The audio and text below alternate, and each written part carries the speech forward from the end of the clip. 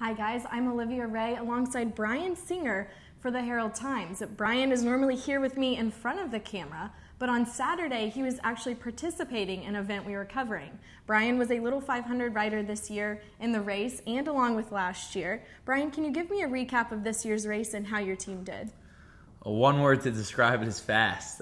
Being in two races, this year's race a lot faster than years past, including last year's. Our team, Sigma Alpha Mu, we finished 26th. A little lower than what we wanted. Wanted kind of in the low 20s. Unfortunately, you get in a wreck or two. You kind of learn from being a Little 5 rider, expect the unexpected, and that happened Saturday. But a great race. Describe it in one word, it was fast. So you guys do not just participate in a race. Your teams practice all year round. They train all year round. What has your team done the past 2 years that's different?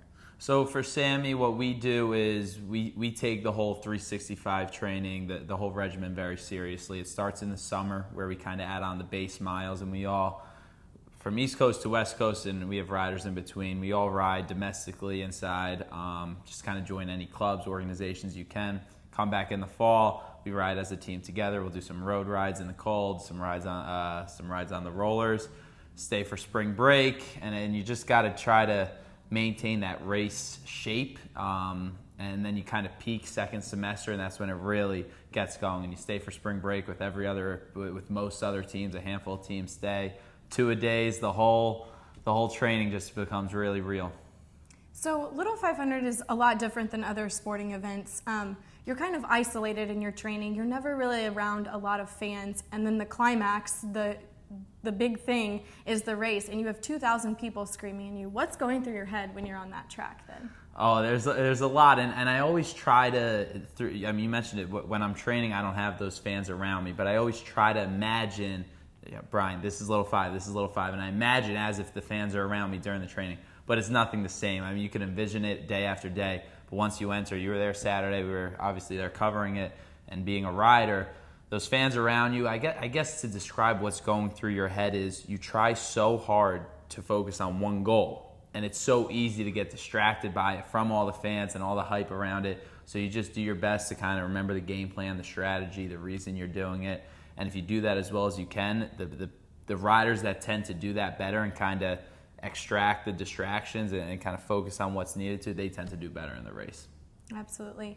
And like you said, I was there Saturday, and I noticed a couple of things that I wasn't expecting. I kind of expect riders to just get on a bike and ride, but I noticed you guys talking a lot. I noticed when you're in packs and groups of bikes, there are words exchanged. I noticed some hand signals. Can you go over some things with that? It's funny. You mentioned that you thought it was just bike riding. I did too when I started. I thought, hey, you just hop on a bike, you have a little fun. Sometimes you go faster, sometimes you go slower. It's actually, there's literally almost a science to it. So obviously when you're riding in pack, you're physically 2-3 inches away from the wheel in front of you, and that's unfortunately why wrecks happen sometimes. But people will be communicating throughout all 200 laps in the guys race or 100 in the girls race, and a lot of inside-outside talking versus if I want to ride inside, I'll yell it so someone can move it outside. If you're in the pack and you want to come out because you're trying to do an exchange, you'll yell coming out. There's a lot of signals. Each team kind of has their own signals. Our signal, tongue out. Visually, you put your tongue out as far as you can. That means we got 1 lap left, as if, I'm burning out. Get ready. We come in for the exchange. Every team has their own individual sets of signals, but then there are the universal signals that we all practice in training to cause as few wrecks as possible. And you were not in a wreck this year, but we did see one of your teammates get in a wreck.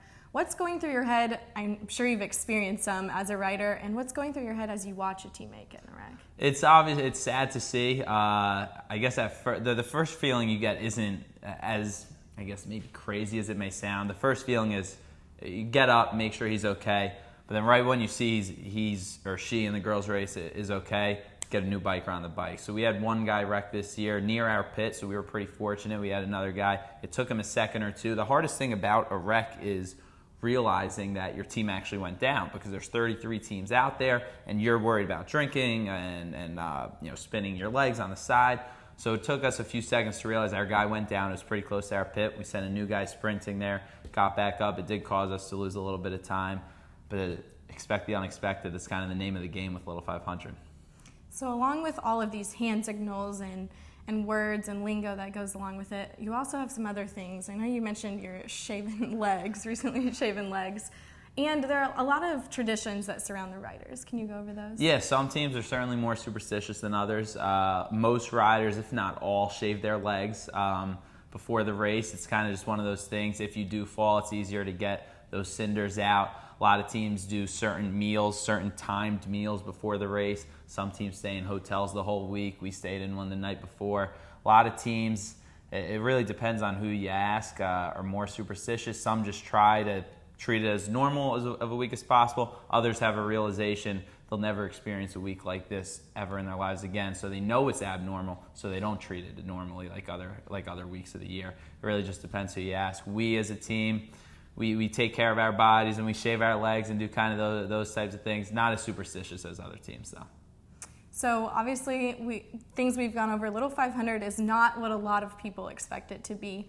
So what are some things that you could give, pieces of advice to people that are hoping to ride or riders for next year? Enjoy it.